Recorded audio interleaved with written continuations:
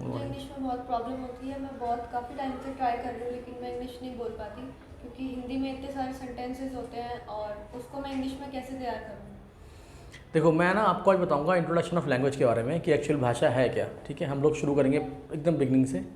भाषा जो है बेसिकली, भाषा क्या होती है, बात बताओ मुझे, भाषा क्या होती है? जो हम बोलते हैं, जो सुनते हैं वो, जो लिखते हैं वो, ऐसे इशारा किया वो भी भाषा है। तो बेसिकली भाषा क्या है? भाषा का मतलब होता है अपने विचारों को किसी और तक पहुंचाने का तरीका, यानी कि वो कोई भी तरीका है, मेथड जिसकी हेल्प से मैं अपनी बात आप तक पहुंचा दूं। तरीके मैंने बताया बहुत सारे हैं, कुछ लिखा, बोला, इशारा किया। अब अगली समस्या ये होती है, मान लो सपोज मैं आपसे क्वेश्चन पूछूं कि आपकी एज कितनी है? 18 ईयर्स। आप पिछले 18 साल से एक लैंग्वेज बोल रहे हो। कौन सी लैंग्वेज बोल रहे हो? हिंदी बोल रहे हो। यानी कि आप हिंदी बोल रहे हो, और हिंदी लैंग्वेज बोलने के लिए, किसी भी लैंग्वेज को बोलने के लिए क्या करना पड़ता है आपको? आपको उस लैंग्वेज के वाक्य बोलने पड़ते हैं। ठीक है, अगर मैं आपसे एक सिंपल सा क्वेश्चन पूछूं कि आप हिंदी में आज तक बात करते आए हो, तो आपने आज तक हिंदी बोलते वक्त कितने वाक्य बोले हैं? गिन सकते हो? नहीं गिन सकते ना। अनकाउंटेबल, अनलिमिटेड, मैंने बताओ फिर मैं करोड़ों, अरबों। अब प्रॉब्लम ये है कि किसी भी लैंग्वेज को सीखना है, बोल पाने के लिए आपको उस लैंग्वेज के कम से कम इतने वाक्य आने चाहिए। कितने? अनलिमिटेड, करोड़ों, अरबों, खरबों। प्रॉब्लम ये कि इतने वाक्य तैयार कैसे होंगे, है ना। अगर मैं आपको बोलूँ कि सेंटेंस केवल दो तरह के होते हैं, दो तरह के, एक जिसको हम बोलते हैं एक्शन का वाक्य, दूसरा जिसे हम बोलते हैं नो एक्शन का वाक्य। मैं आपको क्लियर करता हूँ। एक्शन का मतलब होता है sentence with verb, no action का मतलब होता है सेंटेंस विदाउट वर्ब, यानी वो सेंटेंस जिसमें क्रिया का कोई इस्तेमाल नहीं होता। एग्जाम्पल के लिए, मैं आपसे मिलता हूँ, ये सेंटेंस किस कैटेगरी में आएगा? एक्शन की कैटेगरी, नो एक्शन कैटेगरी?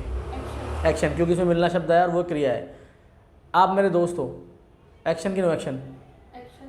आप मेरे दोस्त हो, नो एक्शन। क्योंकि इसमें कोई क्रिया नहीं है। मैं खाना खा रहा हूँ, एक्शन।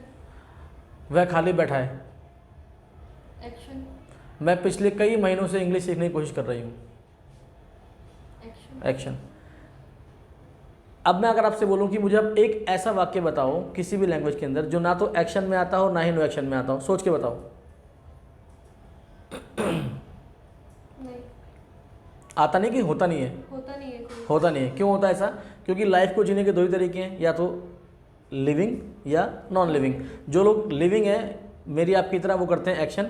नॉन लिविंग का मतलब जो चीज़ें होती हैं, तो यानी कि सेंटेंस क्या होगा? या तो एक्शन का होगा या नो एक्शन का होगा। आप जितना मर्जी सोचो, कुछ भी करो, अगर सेंटेंस करेक्ट और ठीक आप बोल रहे हो तो वो सेंटेंस 100% या तो एक्शन का होगा या नो एक्शन का होगा। यानी करना क्या है आपको? केवल और केवल आपको दो तरह के सेंटेंस तैयार करना है। सेंटेंस की कैटेगरी बनानी है, एक्शन सेंटेंसेस और नो एक्शन सेंटेंसेस।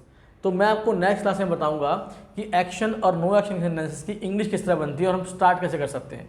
तो ये बात आपको क्लियर हो गई कि सेंटेंस हमें लाखों सेंटेंस तैयार नहीं करने, हमें कैटेगराइज करना है एक्शन सेंटेंसेस को और नो एक्शन सेंटेंसेस को। तो अगली क्लास में आप मुझे उसके एग्जाम्पल लेकर लाएंगे और मैं फिर आपको कंटिन्यू करूँगा। Is it clear? Okay. Okay.